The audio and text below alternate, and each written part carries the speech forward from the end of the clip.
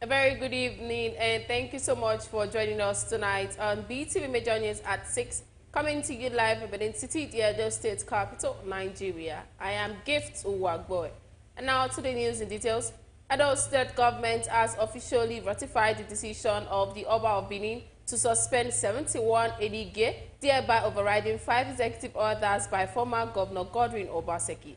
Let's now join Best Orator for details. The Commissioner for Information and Communication, Honorable Barrister Paul Hobamoku, disclosed this to journalists after the State Executive Council meeting at the Government House in Benin City, said ESCO approved the ratification of the suspension of the Enigi, a move aimed at maintaining order and discipline in the state's traditional institution. Honorable Hobamoku emphasized that the actions of the Enigi amounted to a cultural coup d'etat when they attempted to overthrow the Oba of Benin. This move, he said, marks a significant development given the approval and ratification of the suspended rebellious Enigi against the Benin monarch. Two decisions taken, which we ratified. The first one has to do with the suspension. That act, which was orchestrated by the last administration, picking some Enigi's and the divinity and the law powers of the Benin kingdom, to get from whom all strength and virtue come.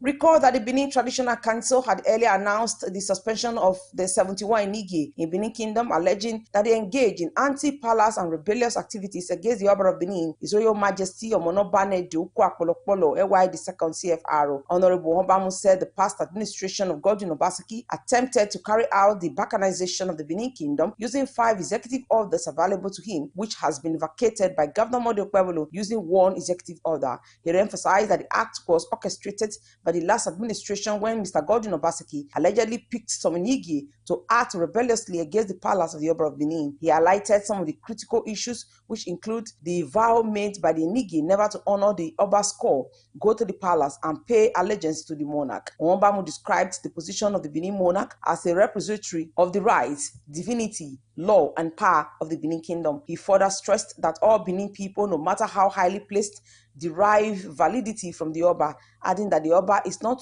only powerful, he does not make mistakes, nor apologize. The Oba of Benin is powerful, and these Enigi's know that so well. Of course, they also know too the consequences of their action.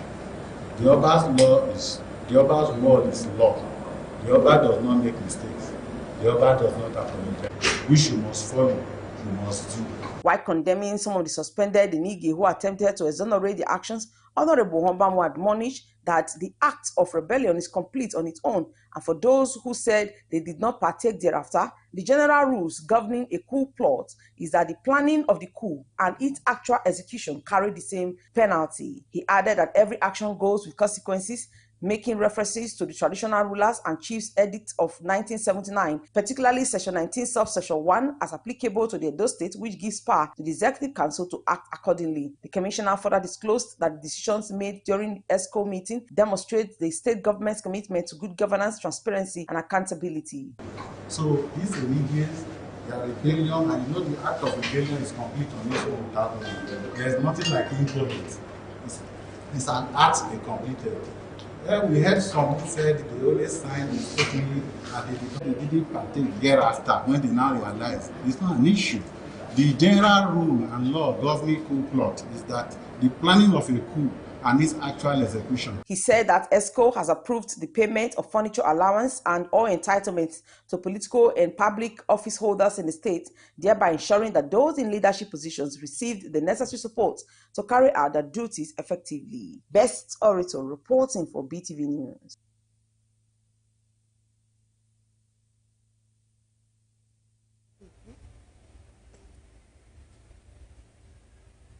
The Edo State Governor, Senator Mondo Kwebolo, has declared a state of emergency on public schools across the state because they were left in a very bad shape.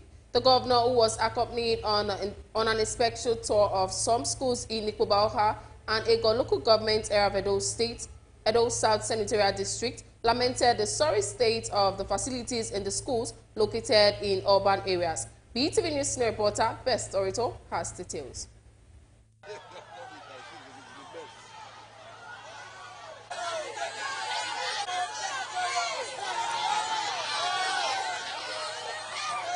none of our books are up to date, because once it rains, everybody will be looking for where to hide as if we are inside the marketplace. Governor Monday Okpebholo expressed displeasure over the state of the schools visited and said Edo children deserve a better schooling environment that will bring out the best in them. He noted that while campaigning for votes from the electorate in the state, he promised to declare a state of emergency on schools across Edo State that lacked modern facilities and conducive environment for learning. Governor Okpebholo added that visiting Amide Secondary School in Ikpoboha local government area and Iwaike Secondary School in Iga local government area, he is not pleased with what he saw and has no choice but to begin his action from the schools, and the renovation work will also be extended to other schools across the state. The governor said he feels very bad about the situation of the school, just as he mentioned that the road leading to the Amide Secondary School will also be addressed. Look at these schools. Children are here, and for me, it's not acceptable at all. All I need to do, even when I was campaigning, remember I keep telling everybody I'll declare state of emergency on schools. And this is, I'm going to start from here and where we went today. So from tomorrow, they will start working here. We want to face this school back. Look at no face, nothing. Then the first two went to, remember, we have to stop on the road because there is no road. Erosion is coming. We're going to fix that school. We are going to make sure that they have good roads. Also, the children are part of us. If we don't have quality education, we can't be where we are today. So we have to provide for them. Edo State Commissioner for Education, Dr. Paddy Yamu, said information got to the ministry on the harsh conditions facing students of the school. Yamu said the governor is visiting schools to see things for himself because he wants to feel the plight of the students and ensure that every Edo child has access to good structure and teachers in their schools. On her part, Chairman State Secondary Education Board Sonia Omozena Ebanehita said Ewaike Secondary School does not have a conducive environment for learning. She noted that the management of the school wrote several letters which she earlier forwarded to the governor and appreciated him for visiting the school to find lasting solutions to the problem. Well, when we came on board, we got wind of the information that some of our students here have this harsh condition. And as you all know, the governor is somebody who wants every Edo child to have access to good structure and good teachers. So immediately we gave him that brief. He said, let's go so that he can see for himself, because he wants to feel the plight of the students. He wants to feel the plight of the average Edo child so that we can together provide solution. So the governor is here this morning in his usual manner, practical governance, to show Edo people that they deserve the best, and he's going to ensure that they get the best. You can count on that. The governor has already given us a stare that even everybody in Edo State, as far as you are an indigenous of Edo State, whether you are physically challenged or not, you should have access to quality education, and everybody is going to be carried along. That's the order of the governor. Ever since I assumed the office, I came to inspect the place. I discovered the place is really, the condition of this place is not really conducive for our students. So though they've written several letters to us, and I presented the matter to you not too long ago, I'm so grateful that you came out for them today. I really want to appreciate you for this. Thank you so much, sir. Vice Principal Students Affairs, Iwaike Secondary School, Mrs. Mary Ozemegie, said that since 2022, the situation of the school has remained the same and that they have cried out several times. Nobody listened to them and learning has been difficult for the students, just as she thanked the governor, Senator Monday Okpebholo, for the visit. I spent 3 years here. I was posted here 2022. So since I came, the situation has not been encouraging. And we've cried out several times. Nobody has come to our aid. So learning in this school is not really conducive, especially during the rainy season. So my principal had to do a palliative work here.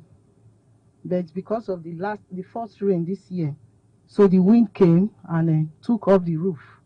So the roof has been like this until, I think sometime 2 weeks ago, my principal had to call somebody to cover part of that place. That's where we are now presently.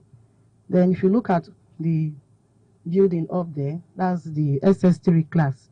So we are even preparing for exam very soon. I find out that the roofs are there. So we are just praying that something will happen before the commencement of the WAEC exams. Best Orator reporting for BeeTv News.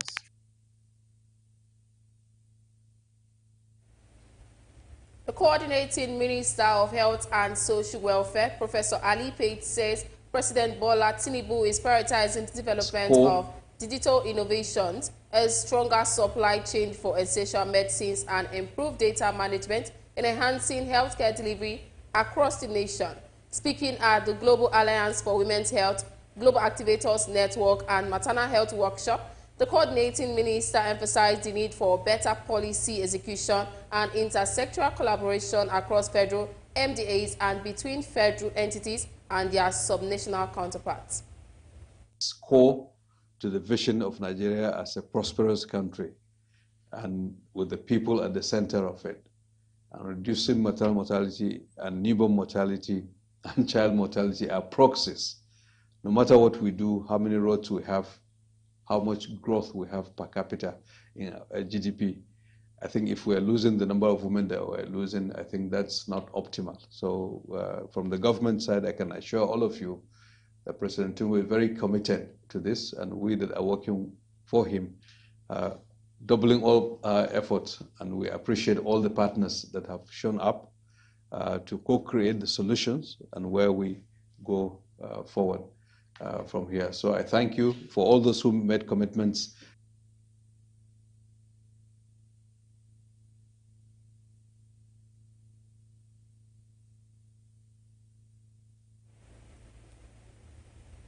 In a significant move to improve electricity supply and enhance the living condition of residents, the acting chairman of Ikpoba local government area, Right Honorable Obosa Jolly Ogbeide, has provided a 300 kVA transformer to Ikpoba community. This development is expected to address the long-standing power challenges in the Ogiso, Slaughter, and Oregbeni axis, which have faced persistent outages due to an overload and weak electricity infrastructure. BeeTv News Best Storyteller has details.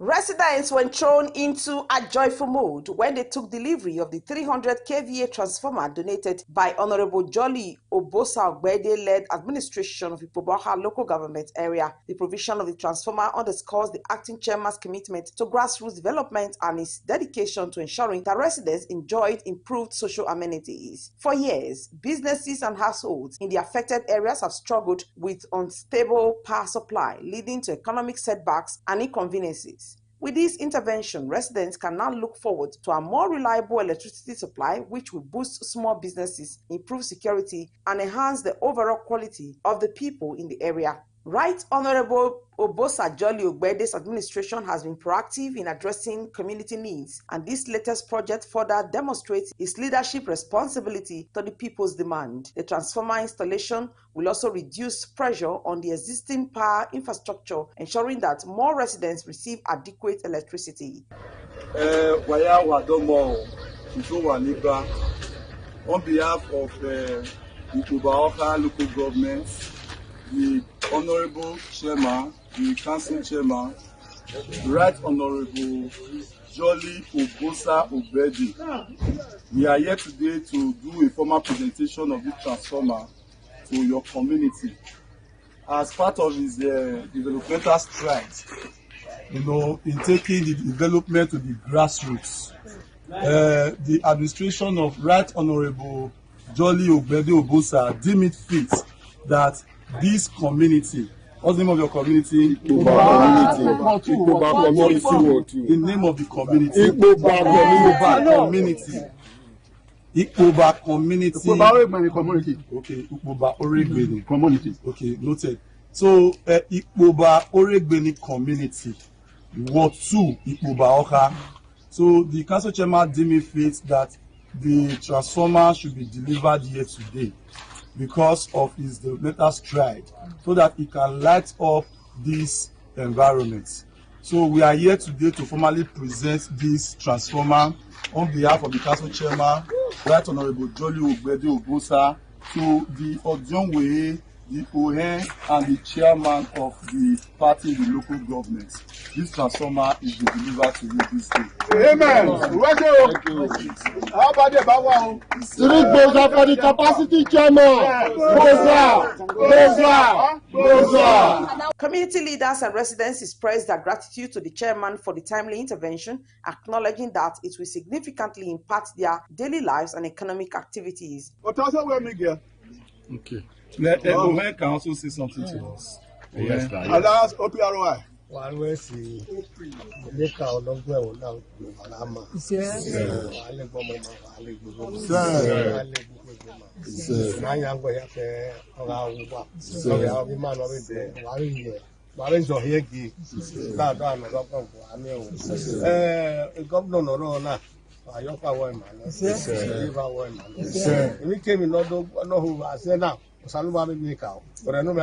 Not just up on tired your idea, cook house and go matter. How about top way? My poor man who wear as a new in my dinner.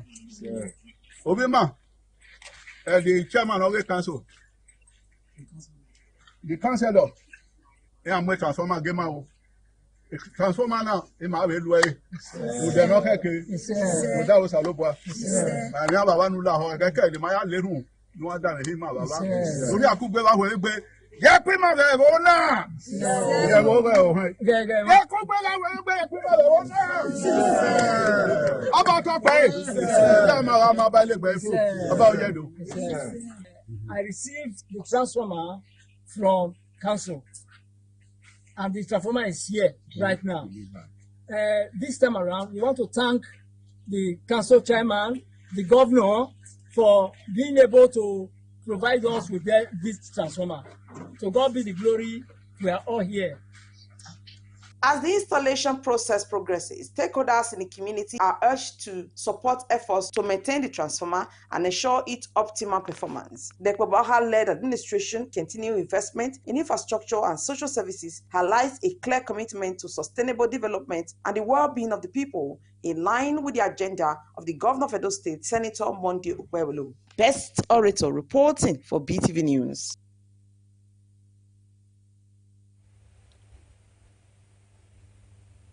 The Director General Edo Migration Agency, Chief Lucky Agazuma, has said the different international bodies and organizations, including ambassadors, are willing to work with the Edo State Migration Agency to combat illegal migration and human trafficking in Edo State. He stated this at a press briefing in commemoration of the International Remembrance Day of Victims of Human Trafficking and Slavery. The report is presented by Best Orator.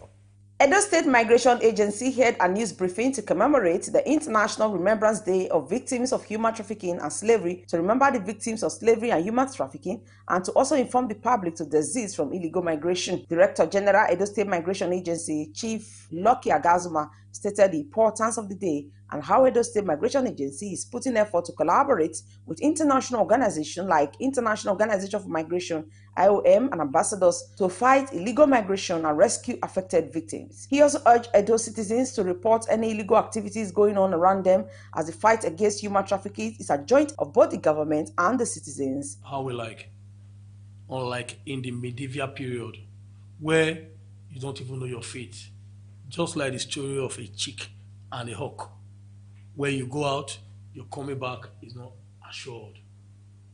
Why was that happening? Because they saw us as slaves in the medieval period. Today, we are happy that it's not as worse as it is.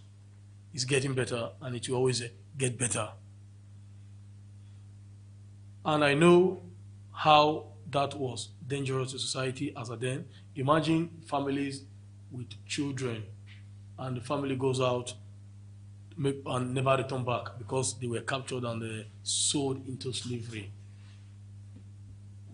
Today, we want to tell you that the world is changing, it's transforming, and we have an agency here in Edo, the Migration Agency, to help mitigate that has happened in the past, to reduce the human trafficking, slavery, to minimal. Head of Administration, Edo State Migration Agency, Rita Okoje, restated the plans of Edo State Migration Agency and also assured victims of human trafficking that the agency is open to assist them and to rehabilitate and reintegrate them back to the society. This opportunity to educate the people that human trafficking is not acceptable, and if there's anyone caught, the law is there, to go after the person, just like our DG have said.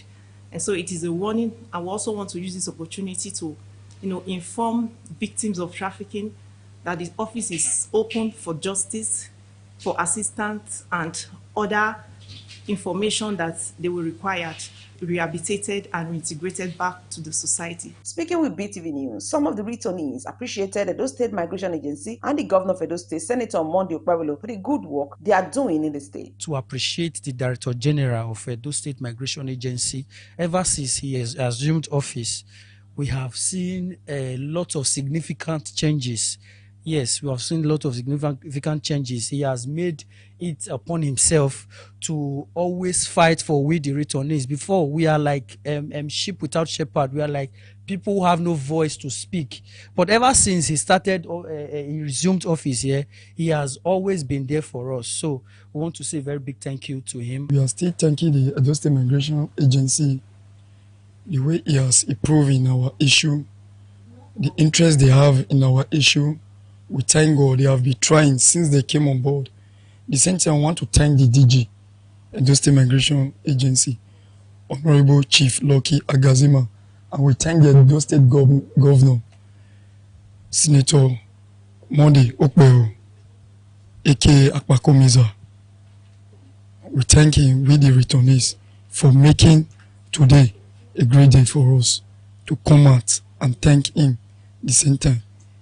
And to our friends and family there, we also need their support to stop this illegal migration so that our brothers and sisters will not embark on that journey again. International Remembrance Day of Victims of Human Trafficking and Slavery is celebrated every 25th of March. Best Orator reporting for BeeTv News.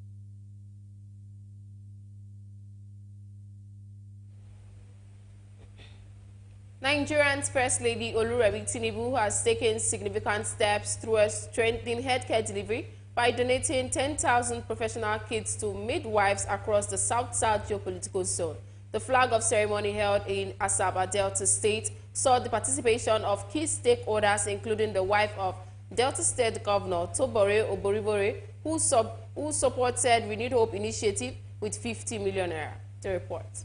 This marks the second visit of Nigeria's First Lady to Delta State in 6 months, underscoring a commitment to bridging the critical gaps in healthcare services. First stop was at the Traditional Rulers Council, where she sought the support of the monarchs, ensuring the success of her intervention programs. The royal fathers pledged their commitment to her cause. I also use the opportunity to thank you for your care for Nigerians, especially the women and the young ones, to the project. We have listened, followed closely what we are doing, and we are very happy that we have the daughter in which we are well pleased. The main event took place at the event center in Asaba, where the First Lady officially launched the distribution of the professional kits to midwives across the 6 states of the South region. This event is to complement the ongoing federal government retraining exercise of 120,000 frontline health workers nationwide. I am informed that 60,470 health workers have already completed their training, and that is why the Renewed Hope Initiative, RHI, procured 60,000 branded scrubs and 60,000 pairs of crocs as an incentive to encourage and support the tireless dedication of our midwives. This gesture is heartwarming and a clear indication that every part of society matters to you. It will greatly improve the services of the midwives to patients in their various organizations. The presentation of 10,000 professional kits, probes and scrubs will go a long way to boost the morale enhance productivity, and promote professional fulfillment for our midwives.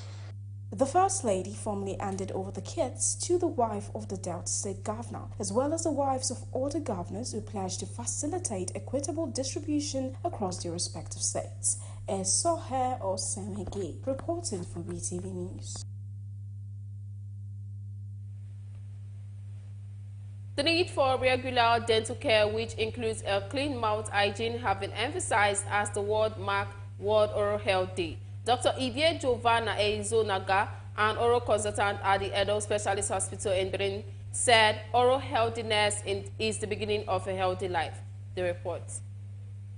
And if not the most important part, nobody wants to go out with a smelly mouth. Oral health refers to health of the teeth, gums, and entire oral fascia system. Many children and adults experience poor oral health due to common oral diseases such as cavities, tooth decay, and periodontal gum disease, both of which are the leading cause of tooth loss. In an interview with BeeTv News, Dr. Ivie Giovanna Eizonaga, an oral consultant, explained that oral healthiness is very important, especially when it deals with the mouth. She added that dental care should be prioritized by everyone through brushing their teeth day and night so as to take germs off the mouth. She also encouraged the use of fluoride because it strengthens the gums and also improves breathing quality. This year our theme is Happy Mouth, Happy Mind. We can educate them more about their oral health. They need to take care of their mouth and they need to come for regular examination and screening because the mouth, as we know, is the mirror to the body. Everything that takes place within the system is reflected in the mouth. So when we examine them, we're able to know oral conditions that can be oral conditions that they have, those that we can manage immediately. We'll do that. And also we also look out for signs of early malignancies after eating, after taking their breakfast in the morning. That's when they should brush their mouth. And also see the dentist, because what the dentist, things are going on in their mouth they don't know, but when they come for dental visits, we can detect them early enough and implement treatment early enough, because early detection, early treatment give us a better outcome. Some respondents, however, said it is good to keep an oral healthiness, especially with the mouth, suggesting regular brushing of the teeth and tongue to avoid unpleasant smell. So you don't need to be told to do the right thing. Now when you wake up in the morning, you brush and make sure that your teeth, because you are going to talk to somebody. It will be a shameful thing that somebody will be telling, be running away from you. And that's to show that you didn't take care of yourself. We must take care of ourselves. It's very, very important. Medically recommended toothpaste like Sensodyne, and all of that. So, going for regular checkup in case of you feel any sign in your teeth. It's another thing. In as much as you can, it will also be of advantage if you can avoid something very cold. I don't think they do any good to the tooth. Too cold or too hot something. So if you can actually put these things to check, I think it will be an advantage. It's very important for someone to wash his mouth at least twice in a day, one in the morning and when you want to sleep in the night, because it's very important. If you don't wash your mouth, you have some like tartars and calculus of the mouth. So it's very important. They should brush their teeth twice a day, morning and evening, so that the bacteria that are already inside the teeth can be washed off. Before they go to bed, they should wash their teeth, and they should use a toothpaste that has all this, what's it called, like fluoride, yes. Not anyhow paste. That is that. Then they avoid eating when you take sweet things like that, you need to wash your mouth. Basically, they should have a good hygiene. The mouth is one of those important parts of the body, and if not the most important part. Nobody wants to go out with a smelly mouth. There's every need for everyone to have a clean maintenance of the mouth. And then in the morning you clean up your mouth. Then in the evening time before bed you clean up your mouth. Very, very important. You don't need to be told.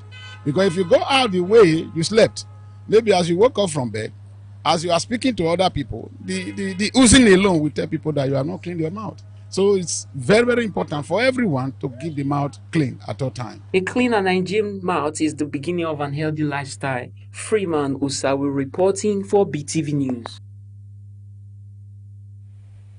The Federal High Court in Port Harcourt has ordered the remand of 9 suspects who are facing the charge for illegal oil bunkering, the Economic and Financial Crimes Commission arraigned them in court as the government moves to step up the fight against oil theft. The report. The Presidential Task Force set up by the federal government to tackle illegal dealings in petroleum products has had its hands very full less than 1 week after a similar appearance in court in Warri, Delta State. Its special prosecution team is in River State. These suspects are accused of vandalizing pipelines in Akokoto local government area, but they pleaded not guilty to the charges against them. The team says the heightened tempo of these cases underscores government's zero tolerance for economic sabotage. The 2-count charge was filed against them. Count 1 borders conspiracy, count 2 dealing, tampering with petroleum pipelines. The charge was read and explained to defendant, and all of them pleaded not guilty to the 2-count charge. And the matter we are trying to 6 and 7 date of May for hearing of the substantive case, and the defendant applied, the counsel to the defendant applied for an oral application for their bail, which the court refused and ordered them to come formally, and the court ordered them to be remanded at the Nigeria Correctional Center, Rivers State. The prosecution's job is to prove its case against the suspects beyond reasonable doubts, but they lament certain practices by security agencies which pose a threat to securing convictions. The proper thing to do when you arrest a suspect with exhibit, you have to protect the exhibit. What the essence of arresting them when you go ahead to destroy the exhibit? When you arrest suspect, you maintain exhibit. 14 additional suspects will be charged to court on the 4th of April 2025, bringing the total number of arraignments for related offences to 27 within 2 weeks. As Soher Osemege reporting for BeeTv News. The Senate has begun probe into systemic abuse of federal character principle in recruitment, promotion, political interference in all ministries, departments and agencies, MDAs, and even infrastructural development across the country, and to determine their level of compliance with Sections 14 subsection 3 and Section 14 subsection 4 of the 1999 Constitution as amended. BeeTv News Osaroge Agobo has more.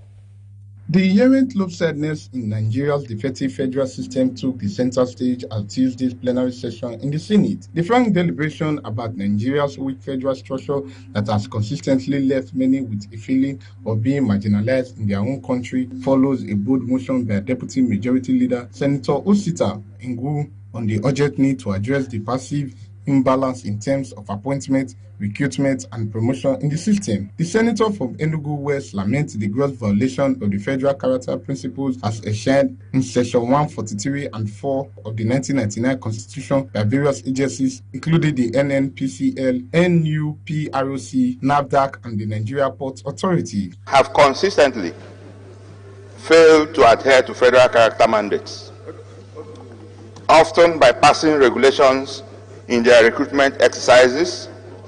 There are several evidences. The motion attracted contributions from lawmakers from virtually every part of the country, with many senators attesting to the growing culture of nepotism and how the canal worm has persistently weakened Nigeria's unity. Mr. President, the federal character principle as enshrined in the Constitution of the Federal Republic of Nigeria, 1999 as amended, is not an accident.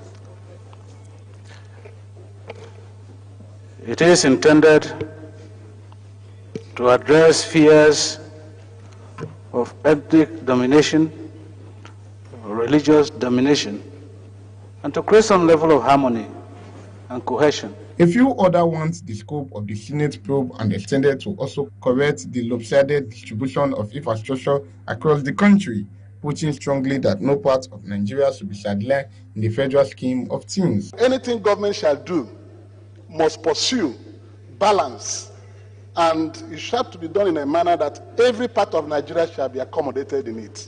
Enshrined in that act, it also speaks about fairness in socio-economic infrastructural distribution in the for dirty units. It was on a day that the President of the Senate, Godswill Akpabio, alternated the presiding officer position effectively with his deputy, Barau Jibrin, with the idea of expanding the Senate Committee on Federal Character and Intergovernmental Affairs to accommodate at least a member from each state for the purpose of investigation was, however, turned down.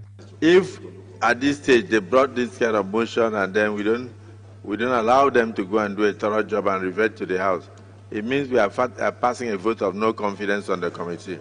The Senate Committee has 3 months to complete the probe and make its findings and recommendations known. Sarugi Akwebo reporting for BeeTv News.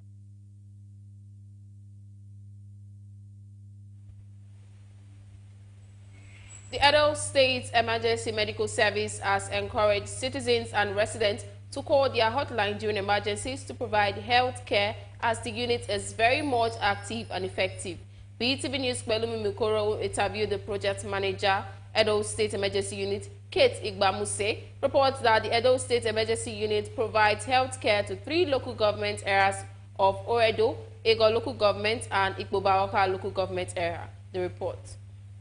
The Edo State Emergency Medical Service, Edo EMS, is a new initiative by Edo State government offering residents of Benin City access to rapid and reliable emergency medical care. Edo State Emergency Medical Service is a partnership with Edo State government funded by Funds for Innovation in Development in collaboration with Emergency Response Africa. The unit has been active and very effective since it was established. Speaking with BeeTv News, the project manager, Edo Emergency Medical Service, Kate Igbamuse, stated that they provide health care to residents and citizens in Ego, Oredo, and Kubaoka local government. She also urged Edo citizens and residents to call their toll line 739 or 112 during cases of emergency. Emergency Medical Service is a project that was initiated by Emergency Response Africa in partnership with the Edo State government and funded, supported by the Funds in Innovation and Development, FID. The project started its full service on 1st of April 2024 with the goal of providing pre-hospital care to residents and citizens of Ego, Ikpobaoka, and Oredo local government areas. Between 2024 April and now, we have responded to cases as far as Oluku, Okada, Mwode. The service is available to everybody. It is not restricted to any particular person. So long as you are in a medical emergency situation and you can call the numbers 739, 112 or sorry, I don't have to move there. 70515 535 92. I'll take that again. 070 515 535 92. You will get help in minutes. As long as you call any of these numbers, a dispatcher will respond and ask you, please, when you are in an emergency, when you call, they will ask you for your name, the details of the emergency, your location. An ambulance will be sent to you. Before an ambulance gets to you, you may find a community member who has been trained as a community-based first responder who will come to your location to start treating you before an ambulance with a paramedic gets to you. This service is free of charge, but it will pay you if you have health insurance. Because if you have health insurance, after we would have taken care of the first initial payment, any other charge that the hospital gives to you, you will need to pay either from your pocket or use your health insurance. We are calling on residents of Benin City to utilize this service. It is here for you. It has saved lives. A lot of people who otherwise would not have received medical help have received help by simply calling. Either they call for themselves or they call for people on the roadside or family members, and we respond without discrimination. Also speaking with BeeTv News, one of the paramedics who attends to patients, Medic Praise, emphasized on the importance of citizens to be informed about the unit as they have helped to save many lives. The paramedic is a very, very good profession. It's a very good profession in the sense that we respond to emergencies in the pre-hospital setting. So whenever there's an emergency, anything can be an emergency. Emergency always happen unexpectedly. It's not something that we can actually expect to happen. So when there's an emergency, I would advise the citizens of Benin City to always remember to call this number 739 or 112 in case of any emergencies, and we'll be right there to respond. We'll be there to respond. And the good thing about it is that this service covers 3 local governments, mostly Ikpobaoka, Ego, and Oredo. So whenever there's an emergency at all within that axis, please don't forget to dial the number 739 or 112, and they will be at your doorstep. Edo State Emergency Medical Service encourages Edo citizens and residents to reach out to them during emergencies. Balumi Mukoro reporting for BeeTv News. Nigerians have stated the importance of artificial intelligence, AI, in today's society and how it makes things easier, faster, and accessible. They mentioned how artificial intelligence has made information very easy to access and how it has broadened their knowledge on different topics. The report. Artificial intelligence, AI, is a set of technologies that enable computers to perform a variety of advanced functions, including the ability to see, understand, and translate spoken and written language, analyze data, make recommendations, and more. AI enhances efficiency, automates processes, and drives innovation across industries, from healthcare to business, by enabling faster diagnostics, intelligent automation, and improved decision-making. Speaking with BeeTv News from Nigeria, stated that artificial intelligence has been helpful when it comes to creativity and advancing their business because of the information that they can access. Others stated how it has been helpful in information gathering and dissemination. If you look around, many of the world now they are using AI robots in offices, whereby you have office, there's no human, just AI working. I want everybody to go into AI because it makes things easier, faster. You understand me? And also when it comes to creativity, designing, and all that, AI is the future. Really impacted on society greatly, and it has made work easier and faster. It has improved the lives of citizens over time. Countries and centuries have now diversified, and they are going vast. They are going into artificial intelligence. If you look at China, for example, they are creating more and more technologies that will help grow the economy. If you look at the economic might of China, it's mainly technology. And artificial intelligence helps boost the technological affairs of the country. I think I'll be able to give students the easy access for them to get assignments done, get their projects done. Then I think in the area of probably increasing our knowledge, it gives us easy access to be able to get more information. One of the things that AI has done, it has helped to save time and energy. You can actually do research within the confines of your home by the available information resources you have. And AI has also come to, help us to, by way of making us, think better. When you ask some constructive questions, there's a way they provide answer for you that make you reason beyond the norm. So I think it has gone to do more good than harm. Artificial intelligence is freeing up human workers to focus on more complex and strategic work. Balumi Mukoro reporting for BeeTv News. Pension Limited has become the latest entrance into the pensions fund industry in Nigeria. The company launched and unveiled itself at a crowded ceremony in Lagos. The report. That was the launch and unveiling of Citizens Pensions Limited to the public. The event attracted industry regulators, businessmen and women, as well as investors. Promoters of the business say they want to play a great role in the micro-pension subsector to be able to give retirement security to less privileged citizens, including artisans, traders, and subsistence farmers. Most of the people, especially the informal sector, they are not yet in the net of pension, and we want to bring them in. Even the ones that are already in a pension world, they are not well educated about this pension. They just know they make contributions. So we are going to embark on in-depth education so that they will know why they are doing these contributions and how their funds are being invested. Managers at Citizens Pensions Limited emphasized the important role of meeting low-income earners at their locations, while stressing needs for micro-savings captured in digital profiles for secured future. Our investment plan is based on life cycle investment structure that, as much as possible, try to align contributors, risk to their investment horizon. And also, our investment objective is mainly based on capital appreciation, liquidity condition, and also to ensure there is, attractive return on investment to our esteemed clients that we are looking up to. So we believe we are here and are here to compete with the already existing PFA in the industry. Citizens Pensions Limited outlines a scheme where no one will be left out in the investments. Citizens Pensions is for the citizens of Nigeria, and that's why we are here. We are going to educate them. There's nothing like going to a wrong place.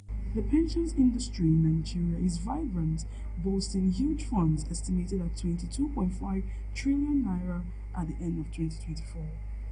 Harmony Abrafo reporting for BeeTv News.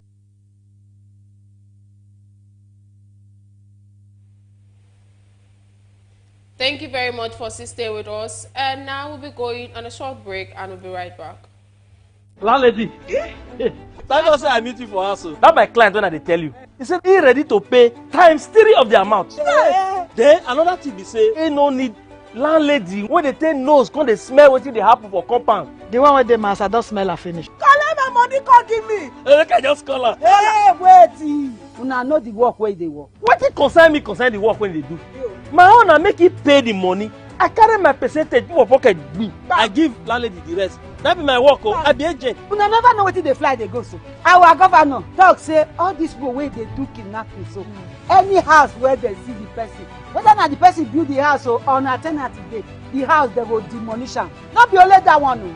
All those small secret court wey they dey, except anybody wey they see, the person go 21 years imprisonment. Anybody wey they use water dey tie am for back, that person go 10 years for jail. Agent, not collect money for your hand again. Landlady, like 30% with the talk, so 30% kill you there. Say no to kidnapping, say no to cultism, and no forget to report any wuru or kukere waka to government. This message na from Edo State Government too. Welcome back. And now to business. The Petroleum Product Retail Outlet Owners Association of Nigeria has kicked against the sale of petroleum products in the Nigerian market in dollars by Dangote Refinery. National President of the Petron, Billy Gillis Harry, made this known on Tuesday in a statement. BeeTv News Melumu Mukoro has details of this and more from the business world.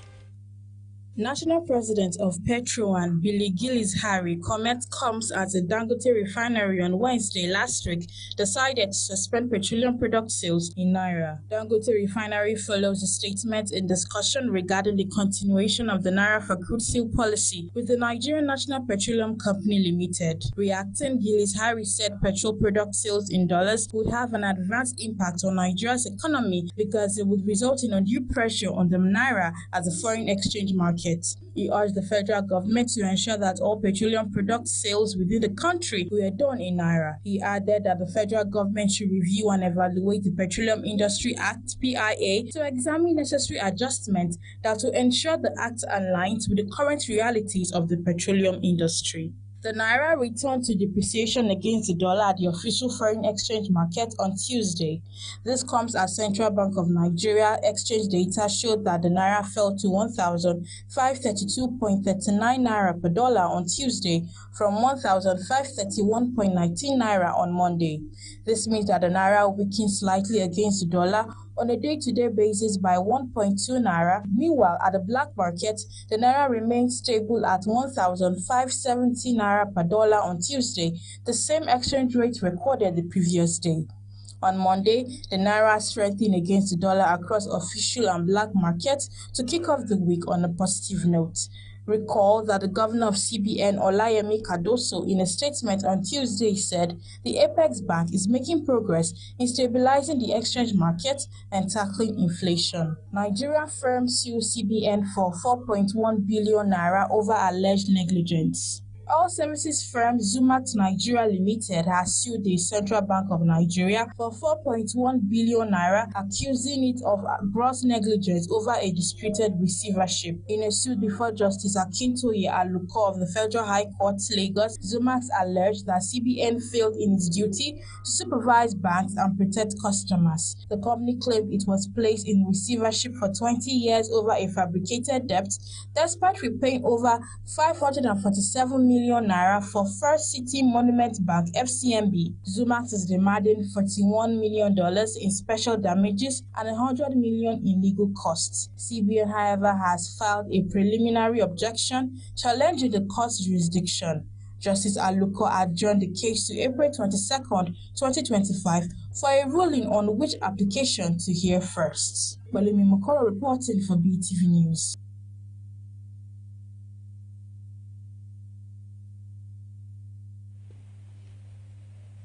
And now to the foreign scene, where U.S. National Security Advisor Mike Waltz has admitted responsibility for adding a journalist to a private group chat where top officials discuss military strikes in Yemen. Also, Russia has said it will not begin a maritime ceasefire with Ukraine until some Western sanctions are lifted.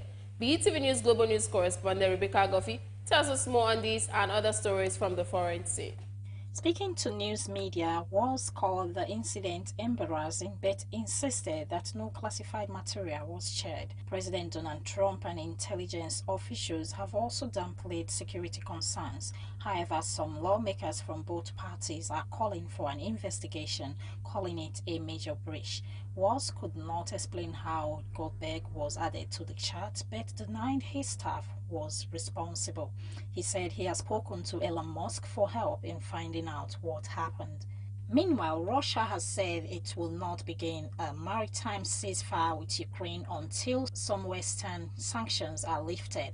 This comes as after the U.S. announced that both sides had agreed to halt strikes in the Black Sea. The Kremlin insists that sanctions on Russian banks, include Rosinhosbank, must be removed and access to the Swiss payment system restored before the ceasefire can begin. Lifting sanctions would require EU approval, but European officials have said removing Russian forces from Ukraine is a key condition for any changes. U.S. President Donald Trump suggested that Russia might be delaying the end of the war.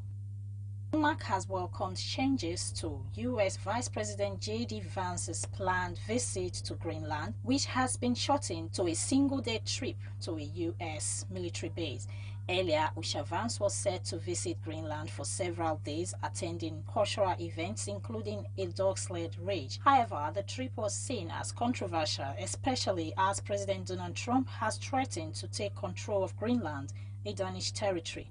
Now, J.D. Vance and Usha Vance will only visit the U.S. Pitufik Space Base, while J.D. Vance will be the highest-ranking U.S. official to visit Greenland.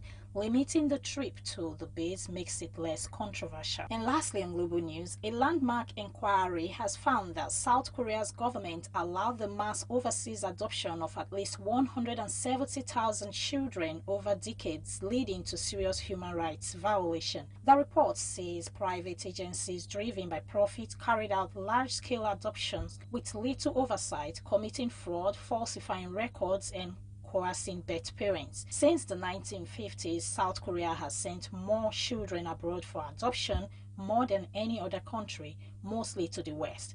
While some adoptees found loving homes, others faced hardship and trauma. And that's it from the global scene. Rebecca Goffey reporting for BeeTv News. And now to entertainment. Nigerian Afrobeat superstar Davido and American music star Chris Brown have become a formidable musical duo. Their relationship is set to hit another high point as they might be gearing up for the release of their highly anticipated joint EP. The report. Chris Brown and Davido have a close professional and personal relationship that has birthed multiple exciting singles.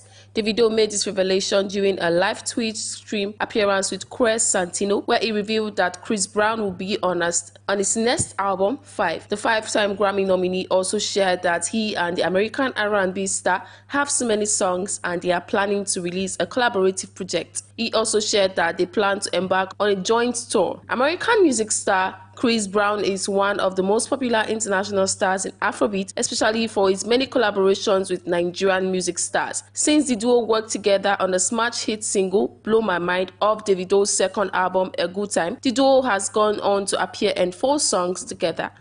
Annie Macaulay, the ex-wife of legendary singer Baba Idibia, has finally broken her silence following their highly publicized divorce. The news of their separation first surfaced when Baba made a now-deleted Instagram post which announced the split, which sparked widespread reactions. In a recent interview, Annie opened up about her decision to stay silent, stating that she chose to step back, reflect and focus on healing. She further emphasized that she's embracing her journey with grace, prioritizing her personal growth, her children's well-being and the future ahead. Annie's response has drawn mixed reaction from fans, with many commending her maturity and resilience. Lastly, on entertainment, popular singer Ricardo Banks has threatened to expose the saboteur of budding talent in the Nigerian music industry. Banks described the mysterious figure as either demonic or clueless, adding that the person somehow managed to find the best talent whose careers he sabotages with poor decisions. The singer hinted that the individual has a history of attracting emerging talent, which ultimately sabotages their success, and he promised to reveal the person in an upcoming interview. The singer made this known on X on Tuesday. His post sparked speculations that he was referring to a personality from his record label, Maven Records, under whose watch he became a star. However, Ricardo Banks clarified in another post that he wasn't referring to his former record label boss, Don Jazzy. And that's it on Entertainment News Tonight. Gifts Uwagwe reporting for BeeTv News. And now talking sports, the Super Eagles were forced to settle for a 1-1 draw against the Warriors of Zimbabwe in their 2026 World Cup qualifying match. Victor Osimhen gave Nigerian the lead in the 74th minute, but Zimbabwe found an equalizer late in the game to deny the Super Eagles all 3 points. Let's now join our sport correspondent Freeman Osawe, who has more of these and other sports stories. The result leaves Nigeria in 4th place in Group C. Nigeria's World Cup qualification hopes suffered another setback on Tuesday as the Super Eagles were head to a 1-1 draw by the Zimbabwean at the Godswill Akpabio Stadium in Uyo, Akwa Ibom State. Fresh from a 2-0 victory over Rwanda, Nigeria came into the game looking to build momentum in their qualification campaign. However, despite dominating possession, creating early chances, Eric Chell's men struggled to break down the resolute Zimbabwean defense. After relentless pressure, the breakthrough finally arrived in the 74th minute. The Super Eagles, however, failed to hold on to their advantage. A lapse in concentration at the back nearly cost them, with Zimbabwe hitting the crossbar before finally drawing level on the 90th minute. Sepp Blatter and Michael Platini acquitted again in second FIFA financial misconduct trial. Two of football's former top officials, Sepp Blatter of FIFA and Michael Platini of UEFA, were on Tuesday acquitted of charges of fraud and mismanagement of $2 million of FIFA money by a Swiss court. It is the second time the pair has been acquitted of the crimes that prosecutors say occurred in 2011. The former football officials were acquitted for a second time in charges of fraud, forgery, mismanagement, and misappropriation of more than $2 million of FIFA money in 2011. Blatter, now 89-year-old, gave little reaction listening to the verdict of the 3 cantonal state judges acting as a federal criminal appeal court, sitting in the row in front of Platini. Blatter alternately tapped his fingers and held his left hand over his mouth. Platini sat with his arms folded or rubbing his hands in as he listened to a translator sitting beside him, relating the court's verdict in German into his native French. The Attorney General's office in Switzerland had challenged the first acquitter in July 2022 and asked for a sentence of 20 months suspended for 2 years. Liverpool strength Alexander-Arnold has reportedly reached an agreement in principle with Real Madrid to join them in the summer. The English fullback is all set to bid forward to his boyhood club Liverpool in the summer as he will complete a free transfer to Real Madrid per Sky Sports in Switzerland. Alexander-Arnold's representative, including his brother, met with the La Liga giants and have reached an agreement for the fullback to sign a 5-year deal at Santiago Bernabeu. And that's it on Sport News Tonight. Freeman Osawa reporting for BeeTv News.